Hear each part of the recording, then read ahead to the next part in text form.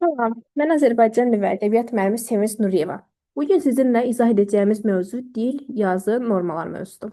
Gəlin görək dil nədir və yazıdan hansı xüsusiyyətlərinə görə fərqlənir və dil bizim həyatımızda nə kimi önəmli bir rol daşıyır.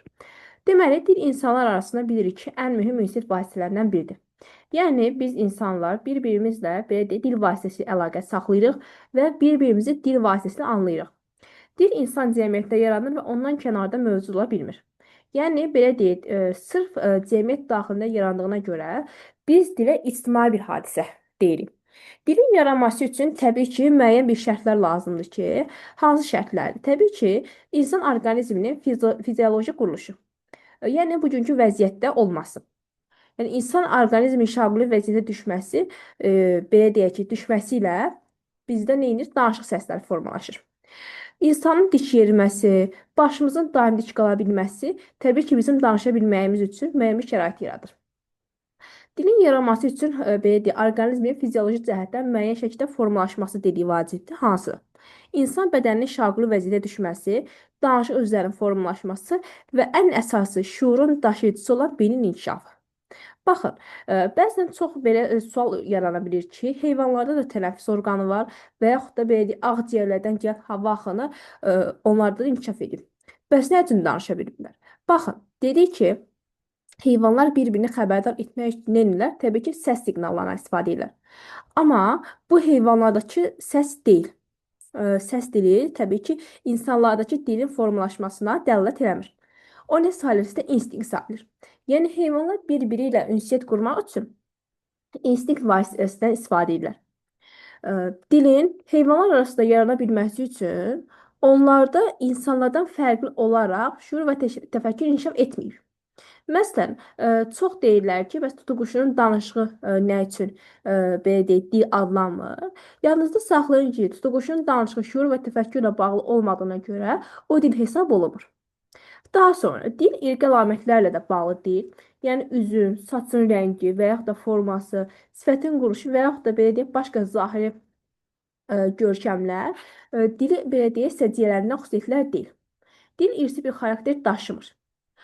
Yəni biz belə deyək ki, bioloji varlıq olan insan öz valideynlərinin irqi əlamətlərinə malik ola bilər. Ancaq dilin heç birinin irqlə, irslə bağlılığı yoxdur.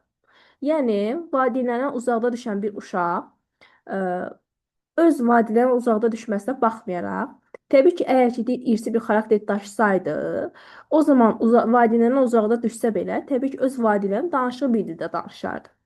Amma dil irslə, belə deyək, bağlı olmadığına görə, valideynlərindən körpü vaxtından ayrılıb yad bir dil mühitində düşən bir insan da öz doğma ana dilində yox, həmin yad dilin mühitində danışmış olacaq. Yadınızda saxlayın. Daha sonra, bu dilə aid belə deyək ki, səciyyələrimiz xüsusiyyətlərdir. Bəs yazı nədir? İnsanlar səsli dillə ancaq səsimizin çata biləcəyi müəyyən məsafələrə qədər ünsiyyət saxlaya bilirdik. Səsin eşidilməz olduğu məsafələrdə isə təbii ki, dil artıq öz əlaqə yaratmaq imkanı itirir. Bu zaman yəni şuur inkişaf edir, cəmiyyətdə belə deyək, mədəniyyət inkişaf edir. Bu zaman nə ortaya çıxır? Yazı. Biz bilirik ki, insanlar dedik ki, əvvəllər yaxın məsafələrdə dillə ünsiyyət saxlayıblarsa, artıq ehtiyacdan sizdə nə edir? Ən böyük kəşflərdən biri olan səsləri, yəni yazını, belə deyə formalaşdırılır. Yazı səsli dilin norma ilə qavrayışını təmin edən, belə deyək, şərti işarələr sistemidir. Hal-hazırda biz desək ki, ilk dövrlərdə də yazı bugünkü vəziyyətində olub, təbii ki, xeyr. Yazının hal-hazırki vəziyyətə gəlməsi üçün müxtəlif mərhələlərdən keçir. Hansı mərhələlərdən keçir? Birinci mərhələdə sizdə yazılıb əşyavi yazı. Nədir əşyavi yazı? İnsanların ilk yazdığı ünsiyyət vasitəsi əşyalar vasitəsilə olub. İlkin mərhələ deyirik buna. İlkin mərhələdə insanlar öz fikirlərinin ifadəsinə uyğun olaraq əşyalardan istifadə edirlər.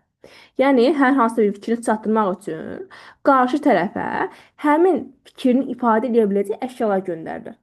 Və qarşı tərəf də həmin əşyaları uyğunlaşdıraraq nəzərdə tutulan fikri oxumağa çalışırlar. Məsələn, belə bir nümunə çəkək ki, hamımız belə deyək, Sehirli Xalat filminə baxmışıq ki, bir Qalanın Sirri filminə baxmışıq ki, orada fikir versə Həkim Baba bir sandığa daş, qıfıl, belə deyək, kilit, qanlı daş belə qoyub, nar qoyub, sim qoyub. Təbii ki, bunun açıqlaması hamı bilir ki, sim nar məni qanlı qalıya həbs edib. Və yaxud da belə bir nümunə deyə bilər ki, İskitlər qədim dövrdə bir qabın içinə canlı quş, siçan, qurbağa və onun da yanına 5 dənə ox göndərdilər. Təbii ki, bunun mənası nədir? Farslar bunu necə oxuyublar? Belə oxuyublar ki, ey farslar, siz quş kimi göydə, siçan kimi yerdə, qurbağa kimi suda gizlənə bilmirsinizsə də, bu oxlardan heç vaxt gizlənə bilməyəcəksiniz, canınızı qurtara bilməyəcəksiniz. Gördüyünüz kimi nədir burada? İnsanlar öz fikirlərini qarşı tərəfə ifadə etmək üçün müxtəlif əşyalardan istifadə edirlər. Əşyanın, üzr istəyirəm, yazının ilk mərhələsi sizdə əşyavi yazı hesab edilir. Yadınıza qalsın. İkinci yazı forması nədir sizdə? İkinci yazı formasına biz deyirik şəkli yazı. Yəni piktoqrafik yazı adlanır. Zaman keçdikcə təbii ki, şuur belə deyək, bir yerdə dayanmır, addımlayır, belə deyək, inkişaf edir və belə deyim, onun mədəni inkişaf səviyyəsi yüksəlir. İnsanlar da bir-biri ilə ünsiyyət qurmaq üçün təbii ki, nə edirlər? Öz ünsiyyət vasitələrini inkişaf etdirirlər.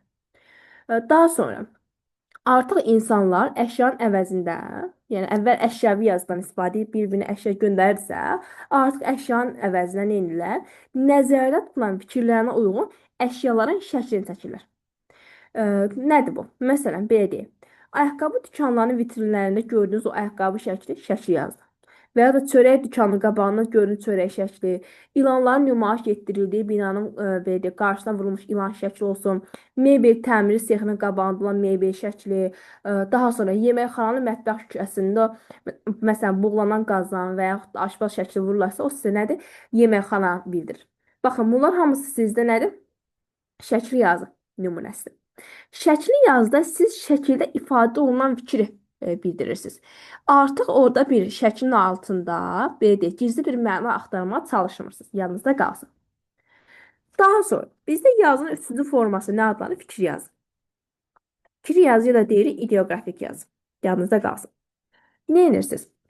Şəkli yazıdan sonra sizdə fikir yazı növündən istifadə olunur. Fikir yazı növündə müəyyən fikri ifadə edən üsullardan istifadə olunur. Məsələn, burada nə edirsiniz? İşarələrdən, rəmzi mənalardan ən əsas materialı, fikir yazının ən əsas materialı təbii ki, işarələr və rəmzi materiallardır, simvollardır. Məsələn, fikir yazında təbii ki, hər ikisi həm şəkli yazıda, həm də fikir yazıda fikri ifadə etmək üçün şəkil çəkilir. Amma bunların arasındakı fərq nədir?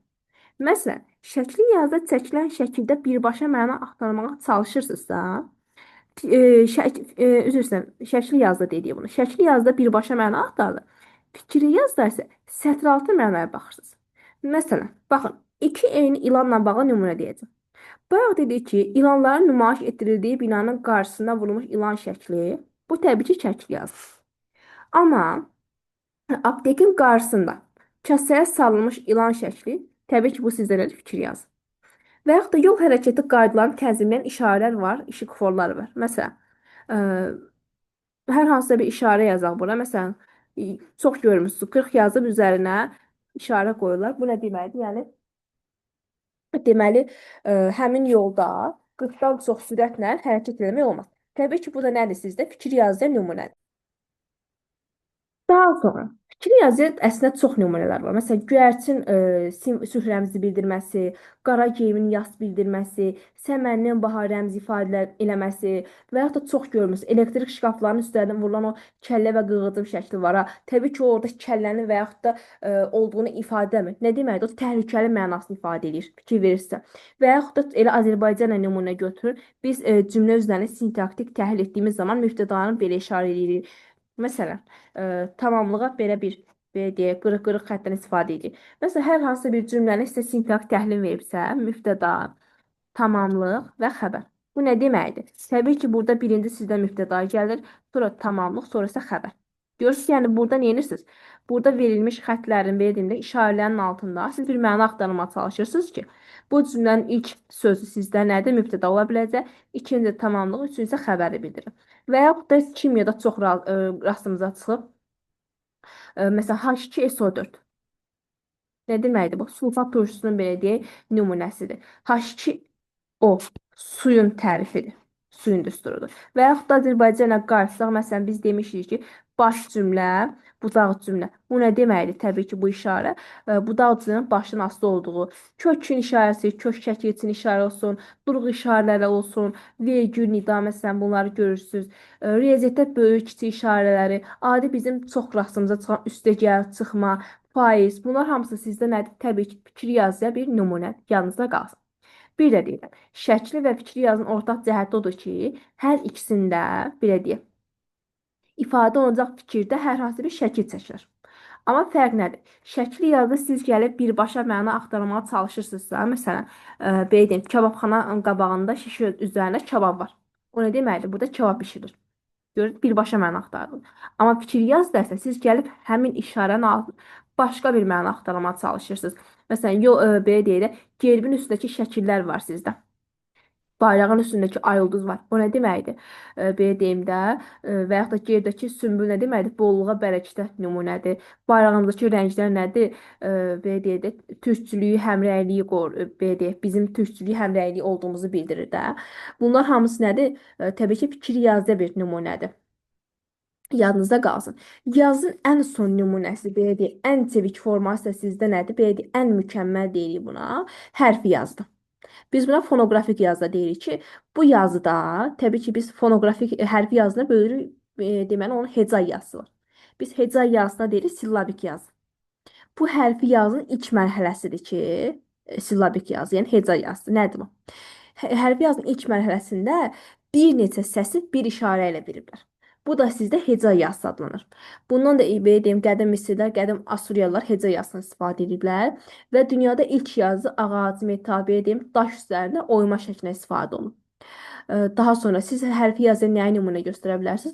Orxon Yenisey hövzələrində tapılmış o türk əlifbası deyilir. O hərfi yazıya bir nümunə ola bilər. Yadınızda qalsın. Daha sonra keçərik sizinlə danışaq normalardan. Nədir normalar? Təbii ki, müasir Azərbaycan dilində olan belə deyək, sabitlikdən dəyişikliklər hər zaman özünü göstərir. Hər zaman dilimiz sabit yerində addımlayıb qalmır, irəliləyir və inkişaf edir. Və dilin daxili quruluşunda da olan biz dəyişmələri bölürük üç yerə. Dilin təbii ki, normalarla tənzimlənir, həmin dəyişikliklər, qaydalar. Nədir bu qaydalar? Dilin fonetik, leksik və qrammatik norması. Bax, dilin fonetik normasında əslində biz bunlar haqqında hamımızın belə deyim də keçdikcə bizim məlumatımız var. Fonetika bölünməsindən, leksika və qrammatika bölünməsindən. Dilin orfoepik və orfoqrafik normaları dilimizin fonetik və qrammatik normaları əsasında yaranır. Baxın, əgər sözdə hər hansısa bir belə deyək, səhv yazılma varsa və ya da sözün tələffüzündə səhvlik özünü göstərirsə, bu sizdə nədir? Ədəbi dilin orfoepik və orfoqrafik normaların pozulması. Yadınızda qalsın. Fonetik normaya başqa nəyə nümunə göstərə bilərsiniz? Məsələn, xüsusi isimlərin böyük, ümumi isimlərin kiçik hərflə yazılması. Daha sonra mürəkkəb sözlərdəki def işarəsinin belə deyək ki, qoyulması sizdə nədir? Fonetik norma ilə tənzimlənir. Yəni, siz əgər mürəkkəb sözünün arasında defiz işarəsindən istifadə etməsəniz, nədir sizdə artıq fonetik normanı pozmuş olacaqsınız. Məsələn, cümlənin ortasında yazırsınız ki, mən Aysu ilə getdim. Fikir versiniz, söz nədir? Burada artıq orfoqrafik bir prinsip pozulub, yəni sözün düzgün yazılış qaydasına əməl olunmuyor, söz düzgün yazılmıyor. Necə yazılmalı? Təbii ki, xüsusi isimlər böyük hərflə yazılmalıdır. Bu zaman neyiniz? Fonetik norma pozulmuş olacaq. Daha sonra mürəkkəb belə deyək, adlarımız var bizdə. Mürəkkəb adlar cümlə ortasında bəzi belə deyək, əsər adları var ki, siz onları dırnaqda verirsiniz. Həmin əsərlərin dırnaqda verilməməsi, məsələn, yaza bilərik ki, biz mən Leyli və Məcnunu oxudum. Baxın, bu formada sizə cümlə verirsə, təbii ki, artıq burada fonetik norma siz pozmuş olacaqsınız. Niyə? Baxın, burada Leyli və Məcnun bir əsər adı olduğuna görə siz onu dırnaqda verməlisiniz. Amma sizə dırnağı vermədiyinə görə nədir burada? Artıq fonetik normanı da pozmuş sayılırsınız. Yadda saxlayın ki, ən gec dəyişmə sizdə fonetik normada özünü göstərmiş olacaq. Daha sonra, bu sizin sözün düzgün yazılış qaydası, yəni sözün orfoqrafik və sözün orfoepik yazılış qaydası necədir? Məsələn, biz bilirik ki, çiyələk sözü yazıldığı zaman nə edilir? Biz könül tələffüzünü bilirik ki, çiyələk şəklində xışlıqla yazılmalıdır. Amma təbii ki, burada artıq sizdə sözün sonuna gələn k-nın xışlıq yox, x ilə verilməsi nədir? Sözün arfeipik, yəni sözün belə deyək, tələffüz qaydasının, fonetik normanın pozulmasına rast gələ bilirsiniz. Daha sonra sözün leksik norması nədir? Ən çox dəyişikliyi bizdə sözün leksik normasını özünü göstərir. Çünki belə deyək, normalar arasında da tələbələrə hər zaman çətin gələn leksik norma. Bizim dilimizin lüğət tərkibi çox zəngindir. Bizim dilimizdə belə deyək ki, ərəb, fars mənşəli sözlərdən çox istifadə olunur. Dilin fonetik və qrammatik normalarla müqayisədə leksik norma dəyişkənliyi daha tez uğrayır. Nədir leksik norma? Leksik norma bizdən nəyi tələb edir bəs? Deməli, leksik norma hər bir şəxsdən sözün mənasına bələd olmağı, həmin sözü yerində düzgün şəkildə işlədib, ondan düzgün şəkildə yararlanmağı tələb edir. Yanınızda qalsın. Məsələn, nə etməlisiniz? Yersiz təkrarlardan, artıq sözlərdən siz istifadə etməməlisiniz ki, bu zaman əgər istifadə etsəniz, leksik normanı pozmuş olacaqsınız. Məsələn, necə nümunələr leksik normanı pozur? Məsələn, yaşlı, qoca və yaxud da kiçik, dəftərçə, ilk, premyera. Məsələn, bu tip ifadələr təbii ki, belə deyək, leksik normanı pozur. Və yaxud da olsun sizdə mənzum, poema, mənsur, povest. Məsələn, təbii ki, dedik ki, yersiz təkrarlardan, artıq sözlərdən istifadə leksik normanı pozacaq. Yaşlı qoca ifadəsinə baxsanız, qoca onsuz da yaşlı olduğuna görə yenidən burada yaşlı sözünü ifadə ehtiyac yoxdur. Və dəftərçə sözündə istifadə olunmuş çay şəkilsi onsuz da kiçiltmə mənası bildirir. Dəftərçə deyəndə onun həcminin belə deyək də kiçik olduğundan söhbət gedirsə, artıq burada kiçik sözünə ehtiyac yoxdur. İlk premyera. Premyera onsuz da ilk baxış deməkdir. Yenidən burada ilk sözünə ehtiyac yoxdur. Poema onsuz da mənzum, yəni belə deyək, mənzum nəyə deyilir? Şeir formasında da belə deyək. Mənzum olur. Yenidən onsuz da burada mənzum sözünə ehtiyac yoxdur. Povest onsuz da nəsrlə yazılır. Və yaxud da poema nəzmlə yazılır. Nəzmlə yazılan əsərlər mənzum adlanır. Nəsrlə yazılanlar mənsur adlanır. Kimin ki ədəbiyyatla arası var, məncə daha yaxşı bilir. Povest sırf nəsrlə yazıldığına görə, nəsr əsərləri də mənsur olduğuna görə, yəni mənsur əsər hesab olunur. Yenidən burada mənsur sözünün olmasına heç bir ehtiyac yox. Baxın, görürsünüz, burada artıq nə edirsiniz? Yersiz təkrarlardan, artıq sözlərdən istifadə etmiş olursunuz. Bu tipli sözlər sizdə leksik normanı pozmuş olacaq. Yadınızda qalsın. Və yaxud da nə edə bilərsiniz? Dedik ki, leksik normanın tələbinə əsasən bizdə hər bir söz yerində işlənməsi vacibdir. Məsələn, belə bir nümunə deyək ki, anam başımın yanında dua edirdi. Bu cümlədə yanında sözü yerinə görə düzgün deyil. Niyə? Çünki bu sözün yerinə siz nə etməlisiniz? Anam başımın üstündə sözün əgər istifadə etsəniz daha doğru olar, daha söz yerində işlənmiş olar. Başımın yanında dua edir hissəsində artıq siz nə edirsiniz? Leksik normanı pozmuş olursunuz. Daha sonra bizim ədəbi dildə söyüşlərdən, loru yaxud belə deyək, kobud sözlərdən istifadə etməyimiz leksik normanı pozacaq. Buna da diqqət edin. Bəzən çox qarışdırılır ki, bəs məcazi mənalı sözün leksik normanı pozurmu? Ya da saxlayaq ki, frazoloji birləşmələr olsun, bədii təsvir və ifadə vasitələri olsun. Ümumiyyətlə, məcazilik norma pozuntusu hesab olunmur. Məsələn, isti münasibət. Bu norma pozuntusu deyil. Burnunun ucu göynüyürdü. Bunlarda heç bir norma pozuntusundan söhbət gedə bilməz. Məcazilik norma pozuntusu sayılmayacaq. Yadınızda qalsın. Daha sonra bəzən leksik norma funksional üsullara da görə dəyişə bilər. Məsələn, biz bilirik ki, bədii üsulda obrazlı sözlər, ifadələr daha çox işlənilir. Çünki bədii üsulun belə xarakterik xüsusiyyəti odur. Məcazilik, emosionallı, ekspressivlik ən belə deyək özünə məxsus xüsusiyyətidir. Amma elmi üslub üçün təbii ki, məcazi xas deyil. Elmi üslubda nədir? Daha çox terminlər üstünlüyü təşkil edir. Yadınızda qalsın. Məsələn, leksik normanı pozan bir neçə nümunə deyək. Belə deyək ki, onun belə deyək, gözəl yaddaşı var. Təbii ki, gözəl yaddaşı olmur, iti yaddaşı olur.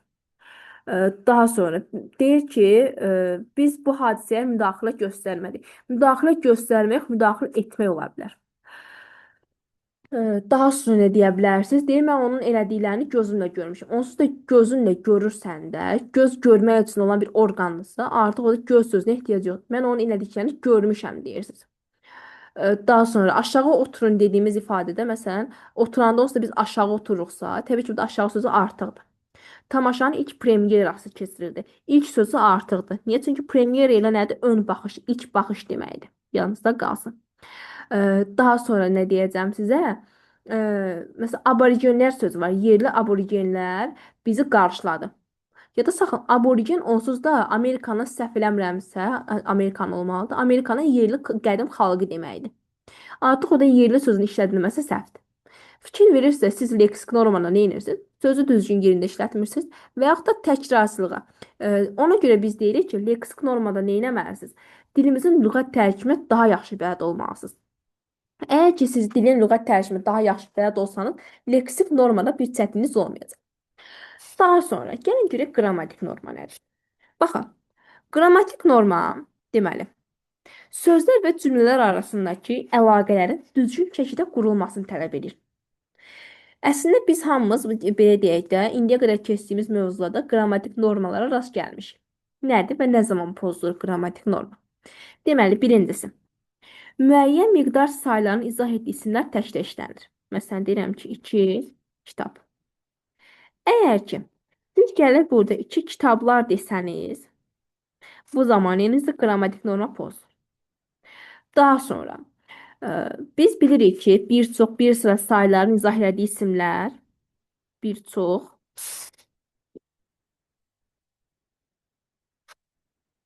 və bir sıra. Bunlardan sonra gələn isimlər deməli cəmdə olmalıdır. Məsələlər şəklində olur.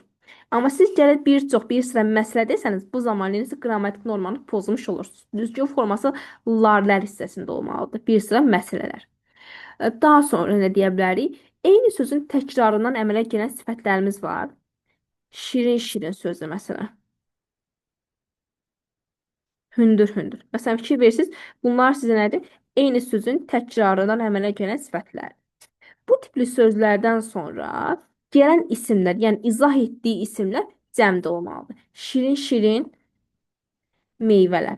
Əgər ki, bunu təklə işləsəniz, qrammatik norma pozulur. Hündür-hündür binalar şəklində yazılmalıdır, daha düzgündür. Daha sonra nə poza bilər qrammatik normanı? Adlara, yəni belə də isim, sifət, saya əvvəl qoşulan şəkildən ardıcılığı var. Birinci qoşulur sizdə cəm, daha sonra qoşulmalı sizdə mənsubiyyət, daha sonra hal şəkilsi, ən sonra isə şəxs xəbərli şəkilsi qoşulur. Məsələn, gəlin nümunə yazaq. Şagird sözünü götürək. Cəm qoşulan şagirdlər, mənsubiyyət şagirdlərimiz, hal dən şəkilsin qoşulan, şəxs xəbərli şagirdlərimizdəndir. Baxın, düzgün ardıcılıq belə özünü göstərir. Amma siz gəlib cümlədə burada verilən şəkilsən ardıcılığında bir belə deyək, yerini dəyişdirmək etsəniz, bu zaman qrammatik norma pozulur. Yanınızda qalsın. Daha sonra Azərbaycan dilçiliyində belə bir qayda var ki, nə inkar bağlayıcısından sonra gələn fe'l təsdiqli olmalıdır. Deməli, məsələn yazaq ki, nə gəlmədi, nə getmədi. Baxaq. Baxın. Biz burada nədən sonra işlədilən bu bağlayıcıdır. Tabeçsizlik, inkarlıq bağlayıcısıdır. Özündən sonra gələn xəbərlərini sizdə nədir? İnkardadır. Amma dedik qayda necədir? Nə inkar bağlayıcıdan sonra gələn fe'l təsdiqli olmalıdır. Məsələn, düzgün bir cümlə yazaq. Nə gəlir? Nə də yazır. Bilirsiniz, özündən sonra gələn sözlər nədir? Təsdiqlidir. Təbii ki, düzgün forma belədir. Daha sonra ən çox qrammatik norma pozuntusu sizdə cümlədə sözlərin nitq hissəsinə görə düzülüşündə, yəni sintaktik təhlil cəhətdən, belə inversiya deyirik biz buna. İlk növbədə bilirik ki, cümlədə mübtəda, sonra tamamlıq, daha sonra xəbər, təyin aid olduğu isimlə ifadə olan isim istənilən cümlə özündən əvvəl gələcək. Yəni hansı cümlə özü ki, təyin eləyir, izah edirsə, onun əvvəl gəlməlidir. Zəfli isə əsasən fe'ldən əvvəl işlənəcək. Məsələn, qardaşım əlini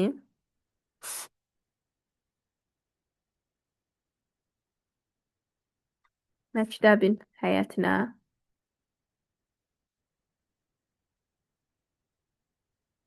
Çağırın. Baxın, deməli, cümlənin deməli mübtədası da tamamlayaq burada. Yəni cümləni mübtədasına qoyaq. Mən, aha, deməli, baxın, çağırdım. Kim? Mən. Kimi çağırdım? Əlini. Hansı əlini? Qardaşım əlini. Haraya çağırdım? Məktəbin həyətinə. Fikir verirsə, mübtəda, daha sonra, ondan sonra gəlir tamamlıq. Təyin nəyi izah edib? Təbii ki, tamamlıq izah etdiyinə görə ondan əvvəl gələcək. Zəhvi isə daha çox xəbərə aid olduğuna görə, yəni feildən nə edəcəksiniz onu əvvəl işlətmiş olacaqsınız. Yanınızda qal. Biz burada əgər ki bir belə deyək, cümlə üzərində bir pozuntusu baş verərsə, biz buna deyirik inversiya. Yəni bu qaydalara əməl olunmasa, sözlərin qrammatik cəhətdən bir-biri əlaqələnməsi zamanı səhvə yol verilərsə, bu zaman bu inversiyadır və qrammatik norma pozuntusu hesab olunmuş olacaq. Daha sonra siz inversiyanı təkcə cümlə üzvləri arasında görmürsünüz. Məsələn, belə deyək ki, sizinlə tabeli mürəkkəb cümlə keçmişik. Demişdik ki, müəyyən bir bağlayıcılar vasitələr işləndiyi zaman baş və budaq cümlənin yerlərinə təbii ki, dəyişiklik ola bilər. Məsələn, ki nə yazaq? Mən bilirəm ki, o gələcək. Baxın, bu cümlədə bilirik ki, birinci gələn cümlə sizdə başdır, ikinci gələn sizdə budaq cümlədir. Oxşar rəsmə qoyaq. Amma burada fikir verirseniz bir pozuntu baş verməyib. Amma verilən cümlədə ki ilə bağlanan yerdə və yaxud da digər bir vasitələr olsun, fərq eləmir. Burada fikir verirsiniz, birinci baş cümlə gəlməlidir. Amma inversiya burada da özünü göstərə bilər. Ki ilə bağlanan cümlədə baş cümlənin əvəzinə gəlib birinci yerdə budaq cümləni, daha sonra baş cümləni verərsə, bu zaman nədir sizdə? İnversiya baş vermiş olacaq. O gələcək, mən bilirəm. Baxın, bu tipli formada olan cümlələrdə sizdə nədir? İnversiya baş vermiş olacaq. Çünki 2 ilə bağlanan da birinci baş gəlməlidir, sonra bu da. Amma burada nədir? İnversiya baş verib, tabeli mürəkkəb cümlənin tərkibində inversiyadır. Və yaxud da söz birləşməsi tərkibi də ola bilər.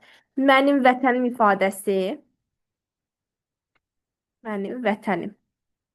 Baxın, bu üçüncü növ təhlil söz birləşməsi. Mənim aslı tərəf, vətənim əsas tərəf. İnversiya baş verdiyi zaman nə olacaq? Vətənim mənim. Amma təbii ki, yenə yer dəyişmir. Bu da mənim olacaq sizdə aslı tərəf. Yəni çox zaman gəlir nə edirlər bunu? Çox öyrəşmiş yaxı ki, ikinci tərəfə əsas, birinci tərəfə aslı deyil. Gəlib nə edirlər? Mənimi götürürsünüz siz, belə deyək, əsas tərəf, vətənim olur aslı tərəf. Burada inversiya olmasına baxmayaraq siz nə edirsiniz? Bu birləşməni düzgün şəkildə bərpa edirsiniz. Onun aslı və əsas tərəflərini müəyyən etmiş olacaqsınız. Yadınızda qalsın. Daha sonra gəlin görək sizinlə üslublardan danışaq. Yəni dilimizdə hansı üslublar var və hansı xüsusiyyətlərə malikdir. Deməli, üslublardan danışanda biz deyirik ki, hər bir dilin belə özünə məxsus üslubi imkanları var. Baxın, üslubi imkanları öyrənən dilçilik bölməsinə biz deyirik üslubiyyat. Cəmiyyətin müxtəlif sahələrində təbii ki, bizim istifadə etdiyimiz dil vahidlərindən, lüğət tərkibindən biz hər birimiz eyni səviyyədə istifadə etmiş olmuruq. Nə edirsiniz? Dil vasitələrindən belə tərif verir ki, məqsədyönlü şəkildə istifadə iki formada özünü göstərəcək. Məsələn, ümumi şəkildə əgər ki, məqsədyönlü şəkildə istifadə edilirsə, bu ortaya çıxardır funksional üslubları.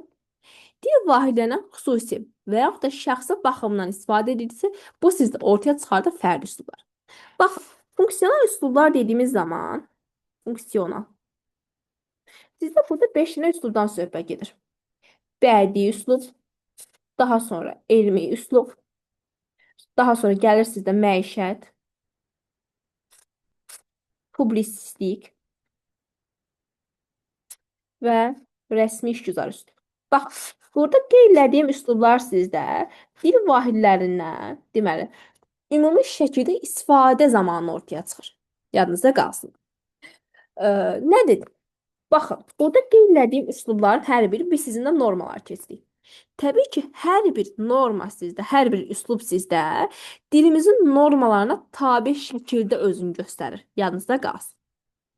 Yəni danışaq birinci bədii üslubda. Nədir? Bədii təfəkkürün ifadə forması olan bədii üslub obrazlı və emosional bir nitq formasıdır. Siz bədii üslubu daha çox şeirlərdə, hekayələrdə, romanlarda və ya dramlarda və sair əsərlərdə görə bilirsiniz. Xalq danışıq dilinə daha yaxındır. Obrazlı nitq formasıdır. Üç formada təzahür edəcək, yəni özünü göstərmiş olacaq. Nəzm formasında, nəsr formasında və dramaturgiya formasında. Ən əsas xüsusiyyəti nədir? Məcazlidir. Yəni sözün məcazi mənasından, bədii təsvir və ifadə vasitələrindən, ritorik suallar olsun. Nədir ritorik suallar? Belə deyək, cavab tələb etməyən suallardır ki, bunlar sizə nədir? Ritorik suallardır, bədii nidalardır. Bunlardan əgər geniş şəkildə istifadə varsa, o sizdə nədir? Bədii üsluba xas olan bir xüsusiyyətdir. Daha sonra alliterasiya və assonaslardan daha çox istifadə olunur. Nədir? Alliterasiya samitlərin təkrarıdır. Yəni eyni misra daxilində eyni sait daha çox təkrarı. Assonasiya sizdə saitlərin təkrarıdır. Yenə dediyim kimi eyni bir misra daxilində eyni saitin təkrarına daha çox rast gəlmiş olacaqsınız. Bədii üslubda fikir obrazlı, yəni ifadəli şəkildə verirsiniz. Ən əsas cəhəti obrazlıqdır ki, belə deyək, obrazlıqdan, emosionallıqdan biz buna deyirik ekspressivlik. Yadınızda qalsın, emosionallıq ekspressivlik deməkdir. Obrazlı nitq emosional nitqdir. Ellipsis bizdə yadda saxlayın, şəkilçi ixtisarıdır. Ritorik suallar, şəxsləndirmə, bədii xitablar, təzad, mübaliğə, litota, bunlar hamısı sizdə nədir? Belə deyək, bədii üslubu yaradan formalardır. Yanınızda saxlayın. Daha sonra elmi üslub nədir? Elmi təfəkkürün təzahür forması sizdə elmi üslubdur. Elmi üslub daha çox özünü göstərir. Dərsliklərin, daha sonra müxtəlif elm sahələri ilə əlaqədar olan kitab və monoqrafiyaların, elmi məqalələrin dilində. Yanınızda qalsın. Əsas xüsusiyyətləri nədir? Məntiqlik, ardıcıllıq, konkretlik, ən əsası termin sıxlığı.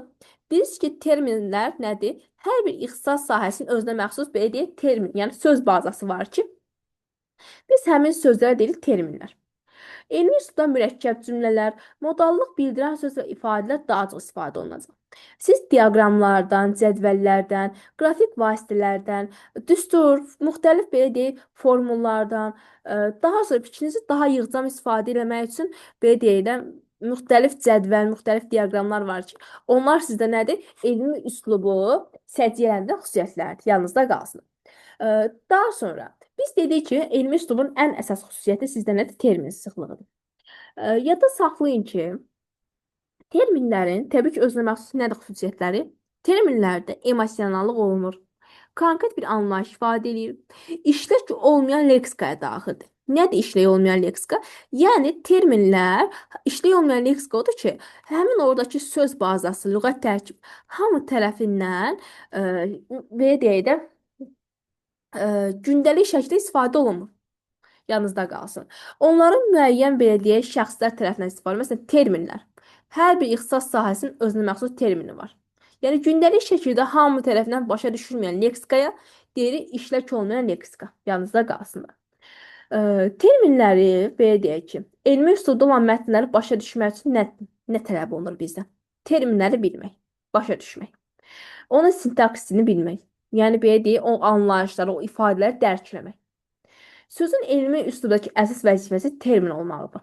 Yəni sözün belə deyək, terminoloji funksiyası da var, informativ funksiyası var. İnformativ funksiyası məlumat xarakterlidir. Terminoloji funksiyası termin belə deyək də olmasıdır.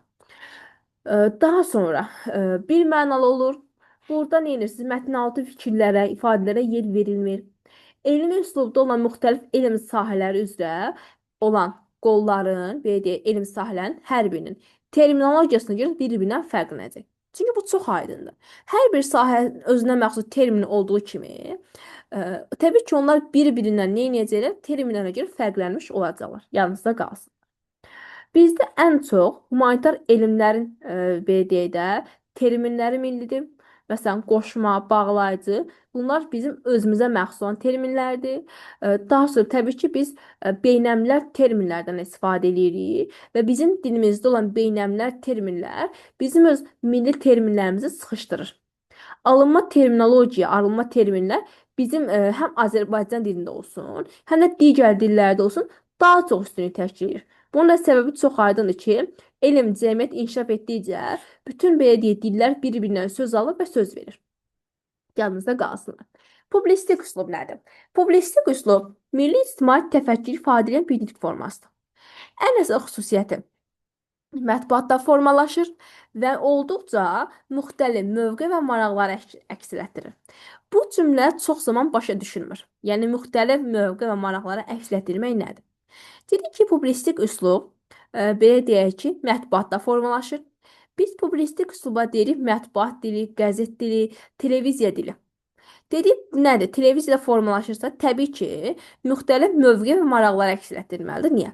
Hamımız televiziyanı açdığımız zaman və yaxud da qəzet və yaxud da mətbuatda hər hansısa bir məlumatla maraqlandığımız zaman fikir verirsə, hər bir insan özünün maraq dairəsi var. Məsələn, biri bəlkə belə deyək ki, məlumatlarınızı verilişləri sevirsə, digərləri sizdə nədir? Elmi çıxışları sevir, tutalım televizorda. Biri məsələn komediya mövzusunda olan filmlərə və yaxud da verilişlərə baxmağı sevir. Bu sizdə nədir? Təbii ki, müxtəlif mövqe və maraqları əks etdirməkdir. Baxın, publisistik üslubu ifadə olunan nitq hamı tərəfindən kütləvi şəkildə anlaşılır olmalıdır. Orada ifadə olunan belə deyək, sözlər aydınlıq və təsirli şəkildə ifadə olunmalıdır. Kütləvi şəkildə anlaşılıq özünü göstərməlidir. Yəni, ifadə olunan anlaşılıq səviyyəsi kütləvi şəkildə, yəni hamı tərəfindən başa düşülməlidir. Yanınızda qalsın. Lüğət tərkibi kifayət qədər, yəni son dərəcə anlaşılır şəkildə özünü göstərməlidir. Publisistik dil sintaksi danışıq dilinə daha çox yaxındır. Nə edirsiniz publisistik üslubda? İki cür belə deyək ki, formada özünü göstərir. Yəni bir buna deyirik, yəni iki cür şərh oluna bilər. Təsviri şərh, bir də deyirik analitik şərh. Təsviri şərh nədir? Gündəlik hadisələrin və yaxud informasiyanın çatdırılmasını siz deyirsiniz təsviri şərh. Analitik şərh isə təbii ki, analitik sözü analiz sözündən əmələ gəlib. Hadisələr nədir? Politoloqlar və yaxud da digər mütəxəssislər tərəfindən təhlil edilərək verilirsə, bu sizdə nə olacaq? Analitik şərh. Yanınızda qalsınlar. Daha sonra sizdə var rəsmi işgüzar üslub. Nədir? Əslində rəsmi işgüzar üslubun sizə işgüzar hissəsində olan sənədləri keçəcəksiniz, öyrənəcəksiniz. Deməli, gəlin birinci görək bunlar nədir və rəsmi və işgüzar arasında nə fərqlər var? Baxın, rəsmi və işgüzar sənədlərin dil təzahürü sizdə rəsmi işgüzar üslub deyilir. İkisinin ortaq xüsusiyyəti nədir? Lüğət tərkibi yığcam, sintaksi məhdud, normallığı möhkəmdir. Bu cümləni əzbərləyirsiniz. Rəsmi işgüzar üsluba uyğun. Baxın, hər bir üsluba aid olan bəzi cümlələr var ki, sırf onlara xas xüsusiyyətdir. Eynilə burada dediyim cümlələrdə rəsmi işgüzar üsluba xüsusiyyətidir. Ən əsas belə deyək, özünə məxsus forması bu nədir? Obrazlı ifadələr, artıq sözlər burada işlədilmir. Ən əsası fərdi nitq ünsürlərindən qaçılır. Standart formalarla bizim fikrimiz nə edirsiniz? Standart formalarla verirsiniz. Yəni o qədər yığcam verməlisiniz ki, öz fikriniz aydın olsun. Fikrin bir mənalılığına diqqət edirsiniz və fikir burada nə edirsiniz? Hüquqi əsaslığı səciyyəvidir. Bizim belə deyək, tarixi təkamül, tarixi inkişaf prosesində belə deyək ki, ifadə olunmuş rəsmi işgüzar üslubda olan söz bazası standart formalardan kənara çıxmır. Siz rəsmi işgüzar üslubda arxaik leksikanı, belə deyək, əski sintaktik konstruksiyalar var ki, nə edirsiniz? Onları uzun zaman mühafizə edə bilirsiniz, yəni qoruya bilirsiniz. Dialektlərdə ümumiyyətlə burada istifadə olunmur. Yəni qaçılır dialektlərdən istifadə olunması. Dövlətçilik ənənələri ilə bağlıdır. Yadımızda qalsın. Bunlar da çox vacib olan cümlələrdən biridir. İndi gəlin keçək rəsmi işgüzar üslubla bunların bir-birinin fərqinə. Nədir? Baxın, rəsmi sənədlər sizdə konstitusiya, qanun, məcəllə, qərar, sərəncam, fərman, əmr və s. belə deyək sənədlərdir. Bunların xüsusiyyəti nədir? Xüsusi mütəxəssislər tərəfindən hazırlanır. Bu sənədlərdə siz müxtəlif səviyyələrdə müzakirə edirsiniz və qəbul edirsiniz. Hüquqi məzmununa malikdir və tarixi bir əhəmiyyət daşıyır. Məsələn, prezidentlər arasında olan belə deyək, istifadə olunmuş, bağlanmış sənədlər təbii ki, rəsmi sənədlərdir və onlar tarixi əhəmiyyət daşıyır. Rəsmi sənədlər quruluşuna görə biz onları bölmələrə, maddələrə, bəndlərə, məsələn, ən əsas elə konstitusiyadan biri. Məsələn, onu maddələrə və bölmələrə, bəndlərə ayıra bilirik. Məsələn, Cinayət Məcəlləsi tutalım ki, bölmələrə deyilsə, maddələrə bölünürmüş, konstitusiyada bölünür. Daha sonra siz burada maksimum mükəmməlliyə diqqət etməlisiniz. Yəni ifadə olunan fikirlərin maksimum mükəmməlliyi olmalıdır. Səhvlərə yol verilməməlidir. Təbii ki, rəsmi hissəsində. Təbii ki, xüsusi işgüzar hissəsində də təbii ki, buna diqqət edir. Amma ən əsas daha çox rəsmi sənədlərə diqqət olunur. Fikrin birmənalığı önəmlidir. Hüquqi əsaslığa malikdir. Fikirlər aydın şəkildə ifadə olunmalıdır. Dövlətlər və yaxud da belə deyək, hökumət təşkilatlarının tərtib elədiyi sənədləri siz nə edirsiniz? İmzası və yaxud da hər hansı bir şəxsin belə deyək, vacib rəsmi şəxs deyirik biz buna. Həmin o rəsmi şəxsin imzası və möhrü ilə nə etmiş olursunuz? Təsdiq eləmiş olursunuz. Daha sonra dövlətlərarası və dövlət daxili münasibətlər də rəsmi sənədlər vasitəsilə tənzimlənə bilir. Keçək işgüzar sənədlərə. Nədir? Hansılardır? Tərcümeyi hal, ərizə, arayış, izahat, reklam, akt, bildiriş, vəkalətnamə, buna etibarnamə də deyilir. Elan, arayış, izahat, protokol, məktub və s. əsərlər var ki, bunlar sizə nədir? İşgüzar sənəddir. Bəs xüsusiyyətləri nədir? Xüsusi dövlət əhəmiyyəti daşımır. Yəni rəsmi sənədlərə nisbətən xüsusi dövlət əhəmiyyəti daşımır. Həcmdə rəsmi sənədlərdən kiçik olur. Biz rəsmi sənədlərdə təbii ki, hazırlanan sənədlər rəsmi bir şəxs tərəfindən hazırlanır. Amma işgüzar sənədlərin isə bir hissəsini hər birimiz özümüz hazırlaya bilirik. Məsələn, tərcümə halı hamı evində oturub yaza bilər. Daha sonra ərizə hamımız məktəb vaxtında heç olmasa bir dənə də olsa ərizə yazmışıq. Çünki özümüz yazırıq. Bunlar hamısı görürsünüz, müəyyən bir hissəsini bizlər hazırlaya bilirik. Daha sonra müəyyən bir şablonlar olur. Hazır formalar, şablonlar olur ki, biz həmin forma şablonlara görə işgüzar sənədləri yazmış oluruq. Hər hansı bir məsələ ilə bağlı tərtib edilir, amma rəsmi sənədlərə nisbətən daha belə deyək, hüquqi səcili daşımış olmur. Bizdə var burada işgüzar sənədlərdə akt və protokol var ki, yanınızda qalsın. Bu daha çox işgüzar sənəd sayılır. Amma siz akt və protokoldan təbii ki, rəsmi sənədlər belə deyək də rəsmi səciyədə də istifadə edirsinizsə, rəsmi sənəd də hesab oluna bilər. Yanınızda qalsın.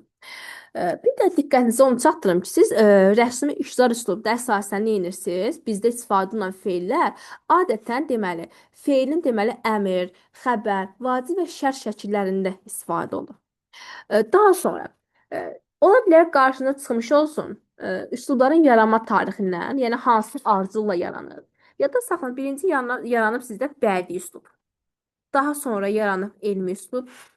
Daha sonra rəsmi işgüzar üslub. Bura qeyd edirəm sırayla. Birinci bədii, ikinci elmi, üçüncü rəsmi işgüzar, dördüncü publisistik üslub. Ən sonunda isə yaranıb sizdə məişət üslub. Deməli, publistik üslubun da yaranmasını bilirsiniz də 1875-ci ildə belə deyək də Əkinçi qəzetinin əsasının qoyulması ilə yaranıb. Yanınızda qalsın. Daha sonra keçək sizinlə sonuncu üslub olan məişət üslubuna görə onun hansı xüsusiyyətləri var. Deməli, məişət üslubu yanınızda saxlayın ki, gündəlik həyat tərzi nəzərdə tutulur. Yəni iç dediyimiz zaman bizim gündəlik həyat tərzimiz nəzərdə tutulur. Məişət üslubunda belə deyək də, insanlar məişətdəki danışıq tərzidir. Yəni ailədəki, cəmiyyətdəki mədəni ünsiyyətdir nəzərdə tutulur. Kütləvliyinə görə, işləmə dairəsinə görə ən aparıcı üsluba biz deyirik məişət üslubu. Dialoji nitq bu üslubun əsasını təşkil edir. Biz məişət üslubuna deyirik təbii danışıq dilidir. Şifahi formada mövcuddur. Ən əsas səciyyələndirən xüsusiyyət nədir? Deməli, dilin sərbəstliyi və təbiiliyi. Siz məişət üslubunda loru dildən və yaxud da belə kobud danışıq sözlərdən, söz xarakteri sözlərdən, dialekt sözlərdən istifadə etmirsiniz. Bu məişət üslubuna xas olan xüsusiyyət deyil. Yanınızda qalsın. Məişət üslubu belə deyək, xalq danışıq dilinin belə səliqə, səhmanlıq, qayda, qanunlu formasıdır. Daha sonra e, daha çox məişət üslubu dedikdə o bədii üslubla bağlı olur, yadınızda qalsın. Bir də sizə onu deyim ki, müxtəlif üslubun nümayəndələri fərq eləmir publisistik, bədii, elmi və sair, rəsmi iqtidar və sair. Bu saydığım üslublardan istifadə edən şəxslər, yəni ayrı-ayrı şəxslər. Təbii ki, ən sonda nə edirlər? Nə qədər də öz belə deyək də işlərində publisistikdən, bədiydən, elmdən istifadə etsələr də, şifahi nitqdə nə edirlər? Məişət üslubundan istifadə edirlər və biz buna nə deyə bilərik? Deməli, müxtəlif üslubda istifadə etmiş şəxslər nə edirlər? Ən sonda məişət üslubunda birləşmiş olurlar. Yəni hamısı məişət üslubundan istifadə etmiş olacaq. Yanınızda qalsın. Biz bayaq üslubları başlayanda dedik ki, bir var nitq ünsürlərindən ümumi istifadə yaradır sizdə funksional üslubları. Bir də var nitq ünsürlərindən xüsusi şəkildə istifadə yaradır sizdə nəyi? Belə deyək də fərdi üslubu. Nədir bəs fərdi üslub? Fərd, şifahi və yaxud yazılı nitqində özünə məxsus xüsusiyyətlər olur. Həmin xüsusiyyətlər sizdə təşkil edir fərdi üslubu.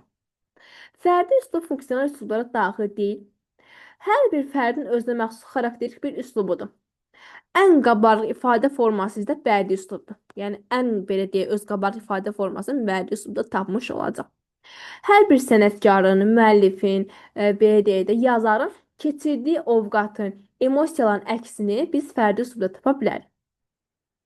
Fərdi üslubun nümayəndələri kimi də, təbii ki, fərdi üslubda da siz nə edirsiniz? Obrazlıq, emosionallıq onların deməli hər biri üçün xas olan bir xüsusiyyət sayılacaq. Yanınızda qalsın. Bədii əsərlərdə biz fərdilikdən, təbii ki, nə edirsiniz? Daha qabarıq, daha güclü istifadə edirsiniz. Yanınızda qalsın. Elmi üslub, publisistik, məişət üslublarında da siz nitq fərdiliyinə müəyyən qədər yer verə bilərsiniz. Amma yadda saxlayın ki, rəsmi iqtidar üslubda fərdilik demək olar ki, yoxdur. Çünki dedik ki, onlar hazır şablonlar şəklində olur, fərdiliyə yer verilmir. Fikrin bir mənalığı rəsmi iqtidar üslubda, demək, hüquqi əsaslıq rəsmi iqtidar üslubda xas olan xüsusiyyətlərdən biri hesab olunur. Üsullar haqqında sizə danışacağımız məlumatlar bu qədər.